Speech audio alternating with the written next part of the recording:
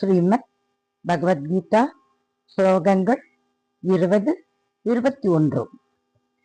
ஓம் ஸ்ரீ பரமாத்மனே நமஹ.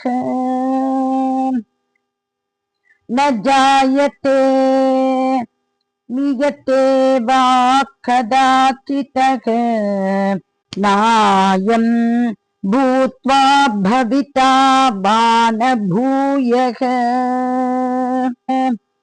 அஜோ நித்ய சாஸ்வதோயம் புராணக ந ஹன்யதே ஹன்யமானே ஷரீரே வேதா விநாசினம் நித்யம் யயேனமஜமவ்யயம் கதம் ச புருஷ பார்த்த கம் காதயதி ஹந்திகம்.